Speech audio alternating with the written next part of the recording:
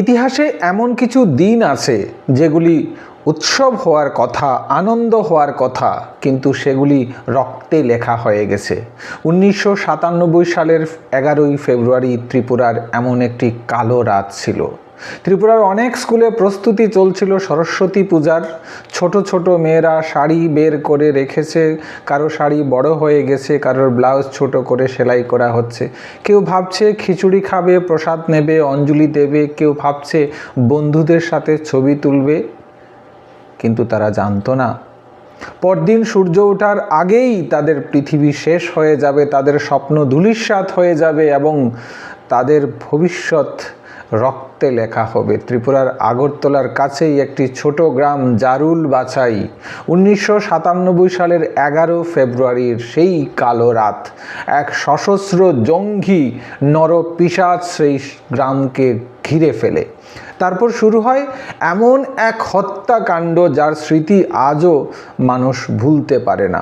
আজকের এই ভিডিওতে সেই রাতের প্রকৃত ইতিহাস, সেই বর্বরতার প্রত্যেকটা বিষয় নিয়ে আলোচনা করার চেষ্টা করব। শুধু ইতিহাস নয়, সেই বর্বরতার গল্প, হারানো স্বপ্নের গল্প এবং ভবিষ্যৎ প্রজন্মের জন্য একটি সতর্কবার্তা।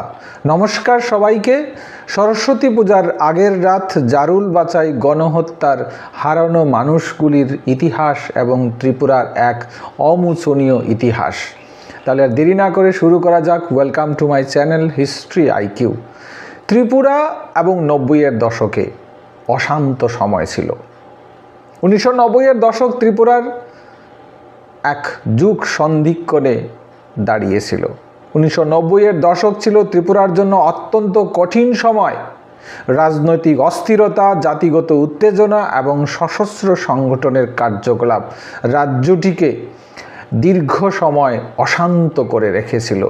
এই সময় সক্রিয় ছিল NLFT, মানে national liberation front of Tripura.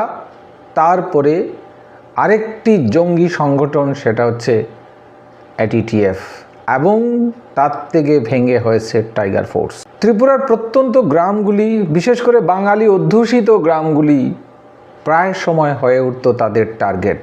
নিরীহ মানুষদের ভয় দেখানো, অপহরণ করা, হত্যা, এইসব ঘটনা প্রায় ঘটত।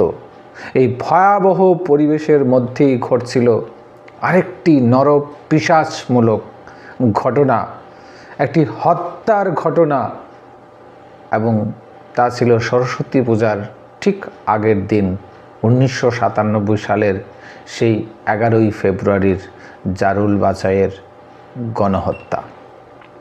জারুল বাছাই একটি সাধারণ গ্রামের গল্প। জারুল বাছাই ছিল খুব ছোট একটি গ্রাম, কয়েকটি বাঙালি পরিবার সেখানে বাস করত। তাদের জীবন ছিল খুবই সাধারণ। দিন আনি দিন খাই, এই ছিল বাস্তবতা। প্রকৃতির সঙ্গে তাদের সম্পর্ক ছিল। তারা চাইতো তাদের সন্তানরা পড়াশোনা করুক, মানুষের মতো মানুষ হয়ে উঠুক, দেশ ও সমাজ গঠনে কারিগর হোক। 11ই ফেব্রুয়ারি সন্ধ্যায় সেই গ্রামে উৎসবের পরিবেশ ছিল, কেননা পরদিন ছিল সরস্বতী পূজা। বাচ্চারা ঘুমাতে পারছিল না সরস্বতী পূজার উত্তেজনায়। কেউ বই গুছিয়ে রাখছে, কেউ বা নতুন জামা বের করছে। ছোট ছোট মেয়েরা মায়ের শাড়ি পরে স্কুলে যাবে বলে প্রস্তুতি নিচ্ছিল। কিন্তু সেই রাত, গভীর অন্ধকার রাত, তাদের জীবনের শেষ শান্ত রাত ছিল। সেই রাত আগুন, গুলি আর আতঙ্ক। তখন রাত প্রায় 12টা। প্রায় 30 থেকে 35 জন সশস্ত্র জঙ্গি নরপিশাচ গ্রামটিকে ঘিরে ফেলে। তাদের হাতে ছিল ভয়ঙ্কর আগ্নেয়াস্ত্র এবং ধারালো দা বা টাকোয়াল। প্রথমে ঘরগুলিকে তারা আগুন লাগায়। খড় ও বাঁশের তৈরি দরিদ্র মানুষের কুঠিরগুলি মুহূর্তের মধ্যে আগুনে ধাউ ধাউ করে জ্বলে ওঠে। মানুষ যখন ঘর থেকে প্রাণে বাঁচার জন্য বেরিয়ে আসে, এপার ওপার এদিক ওদিক ছুটতে থাকে, তখন তাদের মধ্যে বৃষ্টির মতো গুলি বর্ষণ হয়। কেউ পালানোর চেষ্টা করছিল, কেউ সন্তানকে বাঁচাতে চেয়েছিল, কিন্তু সেই রাতে কেউ রেহাই পায়নি। পিশাচেরা কাউকে রেহাই দেয়নি। শিশু, নারী, বৃদ্ধ কেউই সেই সহিংসতার হাত থেকে বাঁচতে পারেনি। সরকারি হিসাবে 15 জন নিহত হয়, অন্যান্য হিসাবে সংখ্যাটি আরও বেশি ছিল। অনেক মানুষ গুরুতরভাবে আহত হয়। একটি শান্ত গ্রাম কয়েক ঘন্টার মধ্যে পরিণত হয় মৃত্যুপুরীতে। ঠিক যেন জালিয়ানওয়ালাবাগে জেনারেল ডায়ারের বর্বরতা ত্রিপুরাতে ঘটে যায়।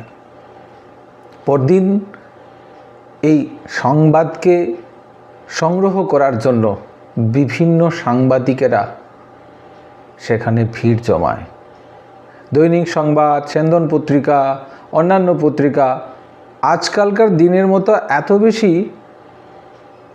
সোশ্যাল মিডিয়া বা ইলেকট্রনিক মিডিয়া তখন হয়তো ছিল না।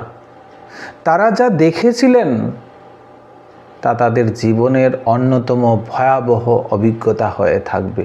পোড়া ঘর, রক্তের দাগ, আহত মানুষের কান্না। একটি শিশু তখনও জীবিত ছিল, তাকে বাঁচানোর প্রয়াস করলেও তাকে বাঁচানো সম্ভব হয়নি। এই দৃশ্যগুলি শুধু একটি সংবাদ ছিল না, এগুলি ছিল মানুষের অসীম কষ্টের সাক্ষ্য। প্রশ্ন জাগে, কেন এই বর্বরতা? কেন এই নৃশংসতা? কেন এই পৈশাচিক ঘটনা? এবং কেন এই সাম্প্রদায়িকতা? অবশ্যই একটা পার্বত্য উপেক্ষিত রাজ্য হিসাবে এই ঘটনার পর জাতীয় পর্যায়ে কিছু প্রতিক্রিয়া আসে। ঘটনার সময় আগরতলায় উপস্থিত ছিলেন ভারতের তৎকালীন স্বরাষ্ট্রমন্ত্রী ইন্দ্রজিৎ গুপ্ত। এই ঘটনার পর সাংবাদিকদের সাথে তার বৈঠক হয়। সেখানে সাংবাদিকরা কঠিন প্রশ্ন তোলেন। এই হত্যাকাণ্ড কেন ঘটল? কিভাবে নিরাপত্তা ব্যবস্থা এত দুর্বল ছিল? এই প্রশ্নগুলি তখন জাতীয় পর্যায়ে আলোচনার বিষয় হয়ে ওঠে। তদন্ত বিচার অবশ্যই হয়েছে, কিন্তু বলা হয় বিচারের বাণী নীরবে নিভৃতে কাঁদে। ঘটনার তদন্ত শুরু হয়। জারুল বাচাইয়ের নৃশংস গণহত্যার জন্য অভিযুক্ত হিসাবে নাম উঠে আসে রবি দেববর্মা, গান্ধী দেববর্মা, মন্টু দেববর্মা, শুভ্রাম দেববর্মা, বুধরাজ দেববর্মা। এছাড়াও যেসব অভিযুক্ত পলাতক ছিল তাদের বিরুদ্ধে চার্জশিট দাখিল করা হয়। তারা হলো শুভ দেববর্মা, সন্ধ্যা দেববর্মা, সম্প্রায় দেববর্মা, ফাল্গুন দেববর্মা, বিজয় দেববর্মা, বুধ দেববর্মা, মঙ্গল দেববর্মা, শঙ্কর দেববর্মা, কাফুর দেববর্মা, সন্ধ্যারাম দেববর্মা ওরফে ফাং এবং অশোক দেববর্মা ওরফে আচাক। চার্জশিটে নাম থাকা মোট 11 জনের মধ্যে 5 জনের বিরুদ্ধে চার্জশিট গঠন করা হয়। মামলার পক্ষে অভিযোগ প্রমাণ করার জন্য সরকারি তরফে মোট 20 জনকে সাক্ষীর আদালতে পেশ করে। অভিযুক্তদের মধ্যে গান্ধী দেববর্মা এবং অশোক দেববর্মা ওরফে অশোক আচাক, এই 2 জনের জবানবন্দি নেওয়া হয়। পশ্চিম ত্রিপুরা জেলার আগরতলার অতিরিক্ত দায়রা বিচারক সুভাষ ভট্টাচার্য অশোক ওরফে আচাক দেববর্মা এবং গান্ধী দেববর্মাকে দোষী সাব্যস্ত করেন এবং 7 নভেম্বর 2005 তারিখে তাদের বিরুদ্ধে রায় ঘোষণা করা হয়। 10 নভেম্বর 2005 তারিখে সাজা নিয়ে উভয় পক্ষের বক্তব্য শোনার পর আদালত ভারতীয় দণ্ডবিধির 148, 149, 302, 326, 307, 436 ধারা এবং অস্ত্র আইন 1959 এর 27(3) এর ধারা অনুযায়ী আদালত মূল খুনি অশোক ওরফে আচাক দেববর্মাকে বিচারক সুভাষ ভট্টাচার্য মৃত্যুদণ্ডের সাজা দেন। সেই সময় গান্ধী দেববর্মা পলাতক ছিল, তাকে যাবজ্জীবন কারাদণ্ড দেওয়া হয়। যাই হোক, এটাই প্রথম কোনো সন্ত্রাসবাদীকে ত্রিপুরাতে মৃত্যুদণ্ড দেওয়া হয়। ত্রিপুরা তো বটেই, সম্ভবত সমগ্র উত্তর পূর্ব ভারতের এটি ছিল প্রথম ঘটনা যেখানে এক সন্ত্রাসবাদীকে মৃত্যুদণ্ড দেওয়া হয়। অশোক সুপ্রিম কোর্টে আপিল করে এবং সেখানে তার যাবজ্জীবন জেল হয়, মানে 20 বছরের কারাদণ্ড হয়। সুপ্রিম কোর্ট বলে, consequently while altering the death sentence to that of imprisonment for life, we are inclined to fix the term of imprisonment as 20 years without remission. Over and above the period of sentence already undergone, which in our view would meet the end of justice ordered accordingly. আমি জানি না এখন গান্ধী বা অশোক বা অন্যান্য যারা জারুল বাছাইয়ের ঘটনা গণহত্যা করেছিল তারা কোথায়? হয়তোবা সরকারি প্যাকেজ পেয়ে মহা আনন্দে আছে, অথবা পলিটিক্সকে ইনস্ট্রুমেন্ট করে এখন শ্বেত সন্ত্রাস চালাচ্ছে। এই ঘটনার পরে একটি প্রশ্ন বারবার উঠে আসে, 90-এর দশকে যারা অস্ত্র হাতে সন্ত্রাস চালিয়েছিল সময়ের সাথে সাথে অনেকেই সমাজে ফিরে এসেছে। কেউ ব্যবসা করছে, কেউ বিভিন্ন সামাজিক বা রাজনৈতিক কর্মকাণ্ডে যুক্ত হয়েছে। গণতান্ত্রিক সমাজে পুনর্বাসন একটি স্বীকৃত ধারণা, তবে ইতিহাসের স্মৃতি ভুলে গেলে একটি বড় ঝুঁকি তৈরি হয়, কারণ ভবিষ্যৎ প্রজন্ম যদি অতীত না জানে তাহলে একই ভুল বারবার ঘটতে পারে। ভবিষ্যৎ প্রজন্মের জন্য কী বার্তা এই প্রসঙ্গে দেওয়া যায়? জারুল বাছাই গণহত্যা শুধু একটি ইতিহাস নয়, এটি একটি সতর্ক বার্তা। হিংসা কখনো কোনো সমস্যার সমাধান হতে পারে না, এটা 90s-এও প্রমাণ হয়েছে এবং 21 শতকেও প্রমাণিত হয়েছে। সবচেয়ে বড় ক্ষতি হয় সাধারণ মানুষের, শিশুদের, সেই পরিবারগুলির, সেই সমাজের।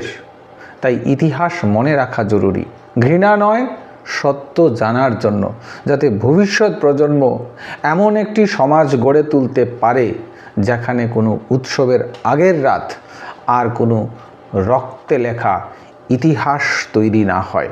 জারুল বাছাই নয়, এমন হাজার কিছু ঘটনার সঙ্গে এমন মানবতা বিরোধী সন্ত্রাসীরা যারা প্রকাশ্যে রাজনৈতিক সমর্থন পাচ্ছে, বিধানসভাতে প্রবেশ করছে, জাতীয় রাজনীতি তাদের কুলে তুলে নিচ্ছে, ঠান্ডা করে তাদের সঙ্গে মিটিং করছে, তাহলে প্রশ্ন হবে এই মানব বিরোধী দানবেরা কবে শাস্তি পাবে, যারা এই নৃশংস ঘটনার জন্য দায়ী? আশা করব এই ভিডিওটা আপনাকে সচেতন করে তুলবে, কেননা ইতিহাস সচেতনতার আরেক নাম। আর আপনি যদি সচেতনতা বোধ করেন অবশ্যই ভিডিওটা লাইক করবেন, শেয়ার করবেন, আর ভবিষ্যৎ প্রজন্মের সংকেত হিসাবে ভিডিওটা ছড়িয়ে দিন। চ্যানেলটা সাবস্ক্রাইব করুন। সবাই ভালো থাকবেন। নমস্কার।